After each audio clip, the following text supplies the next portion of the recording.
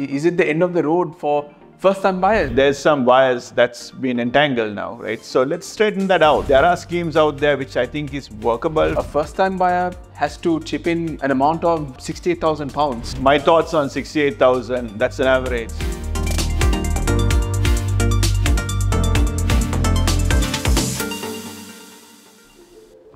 All right, let's talk about mortgages. The mortgage market seems like it's tangled at the moment, just like a pair of earphones in your pockets.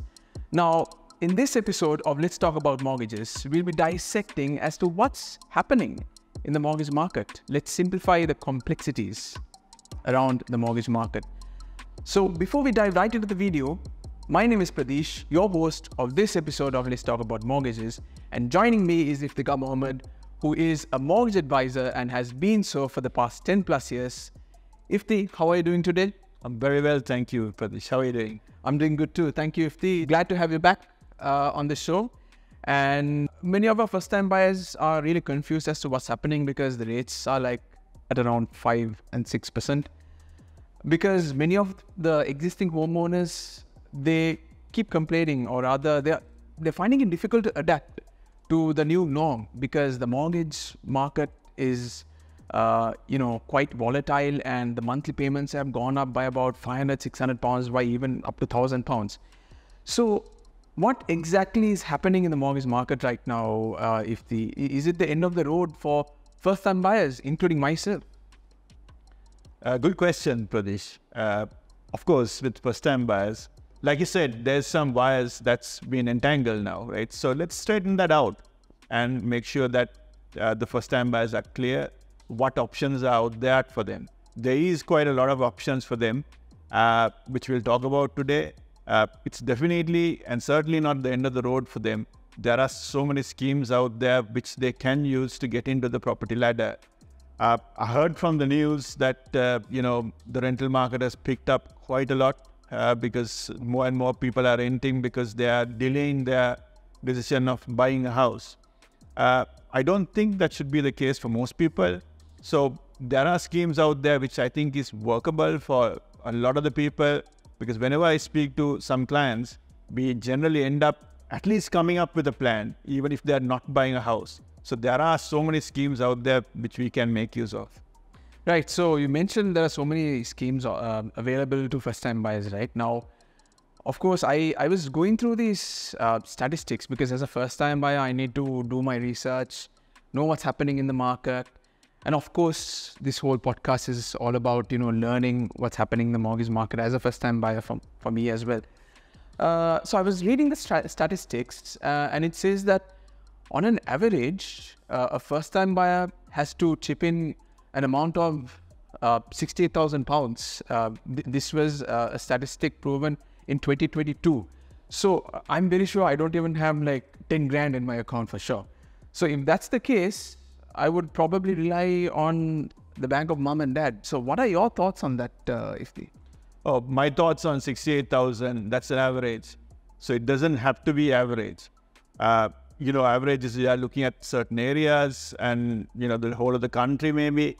But what happens is not everybody buys a property in central London. Not everybody buys a property in Greater London. There are people who buy properties outside. So usually what people do is they get into the property ladder. So how they get into the property ladder is start small and then move up. Like I said, there are schemes out there, and the biggest scheme that you have out there is the bank of mom and dad, because a lot of the clients we work with, especially the first-time buyers, they rely on the bank of mom and dad. So there are schemes out there for people who are relying on that as well, because they can get mom and dad involved in various ways, not only in the form of deposit, but maybe like something like a guarantor, which we'll probably talk about as this conversation goes on. Okay, so now that you've mentioned that there are several schemes and options available for first-time buyers, I'm a little curious as to what these options are because, of course, as a grown-up, I would want to rely on my own feet. I don't want to go and ask my parents, of course. So, of course, I'm shy. So what are these options available to me as a first-time buyer? Okay, so let's look at the schemes in general that's available. So the most popular one is probably the shared ownership scheme. So that's one of the schemes that's out there. Then you have the mortgage guarantee scheme, where you put a 5% deposit down. So that scheme is still available, and that's available till the end of this year. That's December 2023. Then you have schemes like Help to Buy. Now, Help to Buy has closed in most part of the UK, but in certain pockets, the Help to Buy scheme is still available. There are schemes that the lenders have come out as well. So they've tried to help the first-time buyers. So they've come up with various schemes to help them by increasing the income multiples, or being flexible on the deposit. So there are a lot of schemes that the lenders have come out with as well. But of course, like you mentioned before, the bank of mom and dad is always there for some people. Sometimes, like you said, you don't necessarily have to borrow money from them. Maybe there are schemes like the joint borrower sole proprietors scheme, where you're actually not borrowing money from the parents, but they're more or less signing as a guarantor, right? Technically, it's not the case, but it's something similar. So of all the options that you mentioned, if the most intriguing option for me is joint borrower sole proprietor. But before I dive into that, I'm also a little curious about the 95% mortgage guarantee scheme, because it's ending on the 31st of December 2023. You have to grab the stock while it lasts. Yeah. So what is this 95% mortgage guarantee scheme all about? Is there like a guarantor playing a role in that? Where 95% of my mortgage is covered in case I default? Is there someone backing me up? What exactly is this scheme about? Okay. So for you who is trying to buy a property using that scheme, all you need to worry about is the 5% deposit. Obviously, the government introduced this probably about 1.5, 2 years ago. The reason why they did that was to, get people like yourself to get into the property ladder. So with that scheme, what the government said is, look, you put 5% deposit. In case there's a problem, we will chip in, where they play the guarantor. So you don't have your parents or anybody like that involved. The government itself acts as a guarantor. So they cover up to 80% of the property value, which kind of is okay, because that effectively means if the property values go down, 80%, right? So, that's a very unlikely scenario.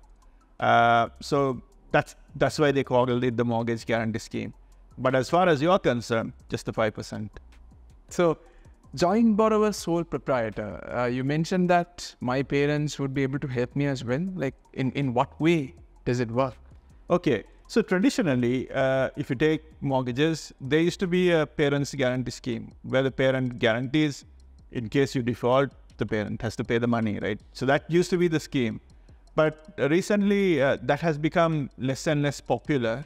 And the banks have come up with the joint borrower sole proprietor scheme.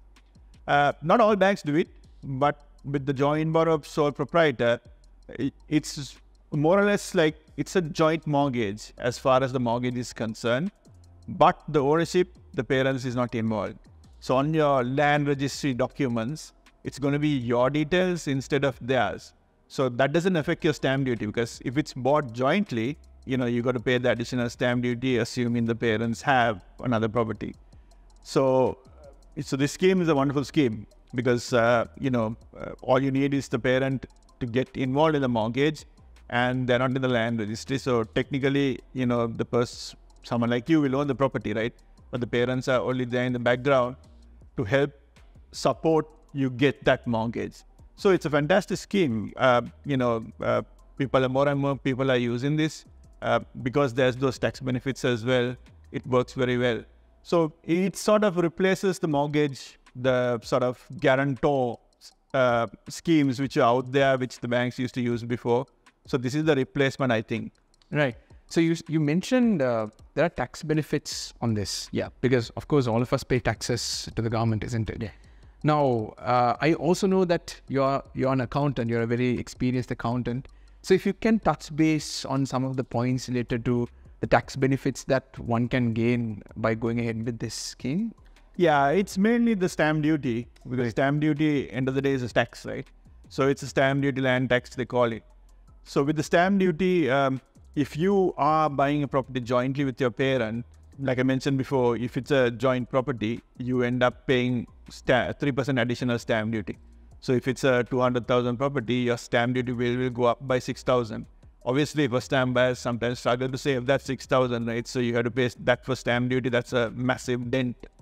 So with the scheme, what happens is they say, okay, because parents are not going to be on the deed, you don't have to pay that additional money. So obviously you save that, tax, right? So that's the tax saving you mainly get from this scheme. Okay, that's good to know. And also you mentioned that, okay, so your parents, I mean, if I were to go for this mortgage, my parents would be supporting me to get this mortgage, right? So is it only in terms of deposit that they'll be supporting me, to get this mortgage, or will their incomes be included as well because they're part of the mortgage application? How exactly does it work practically? Okay, a good question. So with this scheme, the parents don't have to put any deposit down. So that's the beauty of the scheme. So you're only using the parents to boost your mortgage. So for example, let's say you're buying a 200,000 property and the bank is happy to give you, say, 160,000, right? And you're short by 20,000 because that's what you actually need for the mortgage. But you know that you can pay that. So what your parents do is they get involved in the mortgage just to boost that amount of borrowing that you want, right? So you want another 20K more with them being involved. It's doable. If they're not involved, you actually can't buy that house. So that's when the parents get involved. So their involvement is mainly to boost that amount that you can borrow, not necessarily to put the deposit down, right? Because in a way it's okay because parents won't have to pepper out 20,000 more, right? Because obviously you have 20 and the bank is willing to offer without parents 20K less, right? So rather than the parents, put in the 20,000 down, they can just more or less be like a guarantor, right? So that's what it is. I think from the sounds of what you said, our parents play a major role from our childhood to adulthood, isn't it? Like, of course, yeah. All right. So you also mentioned about shared ownership. Now, when you say shared ownership, the first thought that comes into my head is, okay, I'm not the only person buying this property. Maybe someone else is also buying the property with me and we're sharing the ownership between the two of us. Is that how it really works? What exactly? Yeah, more or less that's how it works. So with the shared ownership, what happens is, let's say you want to buy a house, you buy it through a housing association generally. So the housing association and you sort of buy the house together. So they will own a part of the house. For argument's sake, let's say they own 75% of the house and you own sort of 25% of the house. So you actually need to get the mortgage on the 25%. Now, for example, if you take a 400,000 property, 25% is 100,000. So you need the mortgage only on 100,000. Now suddenly you have access to a 400,000 property, but you only need a mortgage for 100,000. So, it helps. So you buy it jointly with them, but of course there's a catch, right? Because they own 75% of the property. So what they do is they say, pay rent for that 75% that they own.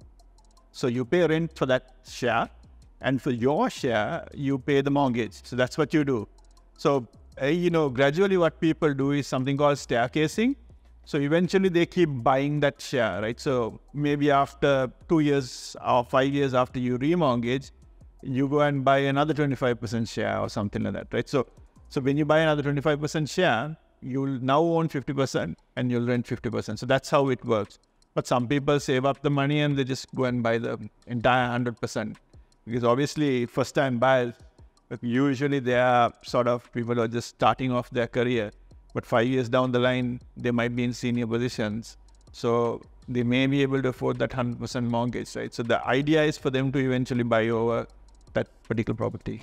All right. So that's quite interesting. Now, if I were to own 100% of the house, would it still be under housing association because it's still a house of the housing association, right? So yeah. How does the connection exactly work? Yeah, so once the housing association sells the house to you, it's yours. So okay, they come out of the picture.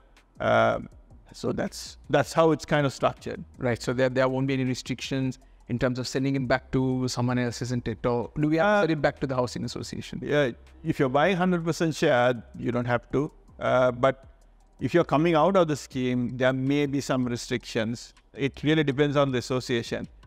Because each association has slightly different rules. Shared ownership can be tricky. So you probably want to get some expert advice if you're buying properties using shared ownership. I wouldn't just get a mortgage, which just covers that. But you probably want to talk to somebody who's a little bit more knowledgeable than just getting your mortgage. All right, thank you, Ifti. Now, sometime back, there was this lender who came up with this scheme. There was a lot of buzz going on about in the market for some time.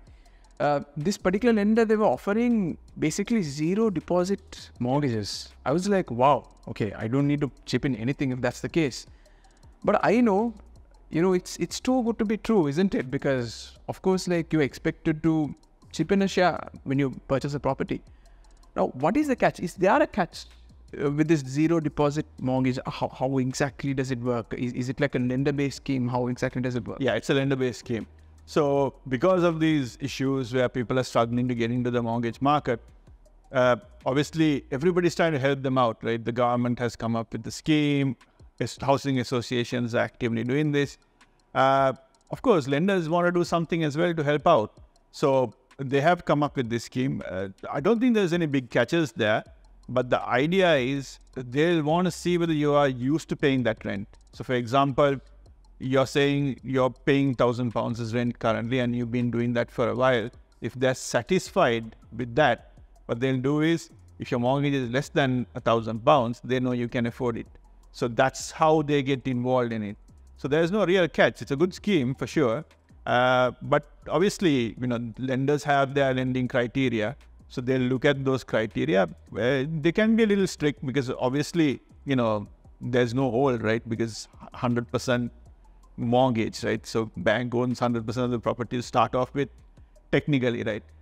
So because of that, they'll do a bit more thorough checks, right? So your credit score has to be kind of excellent, and you should show good, disposable income for yourself as well.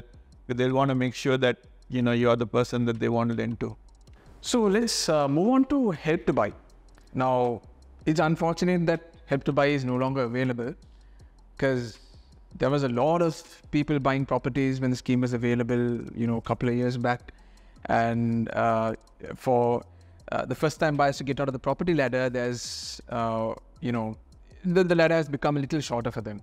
Now, what are the alternatives? I've heard about this. I know you mentioned all the other alternatives which you just discussed, but I've also heard about this thing called Right to Buy. Yeah. Now, how does it, really compare with Help to Buy? Because they both sound very similar. And Right to Buy is something that I'm not very familiar with as a first-time buyer. So, yeah, can you help me out with this? Yeah, sure. Right to Buy is not there for everyone. Let's talk about Help to Buy first. So the Help to Buy scheme has actually sort of ceased for newcomers in most part of the UK. But it doesn't necessarily mean that it's stopped for everybody. In certain parts of the country, if you go up north, there are some schemes that you have for Help to Buy, which is great, right? Because you only need a 5% deposit. And, I think that those particular parliaments have approved that there'll be a sort of a government sort of contribution towards the house, right? It worked very well down south as well. But obviously up north, they're continuing with some of these schemes, right? So which is good. So that option is there for first-time buyers. So don't miss out, right? Because, 20% of the deposit can come from the government, right? And that's really good. So Right to Buy is something slightly different because Right to Buy is for people who kind of live in properties where it's probably owned by the council. So if it is owned by their local council, they pay sort of rent as they go. So because they've done that and the council is helping people out to get into the property ladder, what they say is they sell the house to them at a discount. So for example, let's say a house value is 200,000 and you paid some rent over a period of time. Rather than selling it for 200,000, because you have contributed towards the house, but the local authorities, what they do is they will sort of give you a discount on the house. So you might end up buying the house for say 160,000, right? But the good thing about that is the bank sometimes allows you to use that money as a deposit, right? So you don't necessarily have to put the money because the 200,000 property you're buying at 160, but actual market value is 200,000. So there's a 40,000 equity there. So you can use that as a deposit as well. So that scheme works very well, but again, it's quite restricted because you have to be sort of living in one of those local authority houses, right? So it's not open for everybody. But if you're living in one of those and you can get the discount, probably work for you. Okay, thank you very much, Ifti, for elaborately explaining all of this. Now, I know we discussed in detail these various options that you mentioned earlier. Are there any other options that I may not be aware of, or anything that has been out of the discussion so far? Yeah. Okay, like I said, everybody's trying to help here. The government's trying to help. Local authorities are trying to help. Housing associations are trying to help. Likewise, the banks are trying to help as well. We did speak about this 0%, deposit mortgage, but there are other schemes out there. Because some banks are allowing you to go up to about 5.5 times your income. Now, usually it's capped at about 4.5 times, but that gives you that additional boost. So likewise, there are a lot of banks who want to help out the first-time buyers. So there are schemes like a deposit unlock scheme, and there are various schemes that banks have introduced. It's very bank-specific. So ideally, you probably want to sort of talk to an advisor who knows about these schemes. So because that will help you, right? Because you don't know what's out there. I mean, if you go to X bank, they will offer what they have. Y bank may offer what they have. But then Z bank, you might not even know that Z bank exists because they're not on the high street. It's not that Z bank is a bad bank, but just not on the high street, right? So they might have schemes. So always talk to an advisor because they are quite knowledgeable on what's out there. But whereas the other bank you go to might say, sorry, we can't offer you a scheme. And they won't talk about the other banks who offer schemes because either they don't know, but that's not their job either. So that's why advisors become very important in this kind of area. Like I said at the beginning, the good thing about advisors is a good advisor will tell you even if you can't afford the mortgage now, it will help you because they might come up with a plan for you. So that's something that you can work on. Also, things like lifetime ISAs. Don't forget LISA or LISA, they call it, where you sort of contribute money to that account and the government tops up the account. So that helps. So there are schemes out there which you can use. I mean, okay, it's not a massive amount of contribution from the government, but you might get about 25% of what you deposit. Of course, there's a upper cap, but every little helps when you're a first-time buyer. So there are schemes like that out there as well. But there's a bit of a surprise as well. There's a bank who allows you to actually borrow money from outside as a loan and put that down as a deposit as well.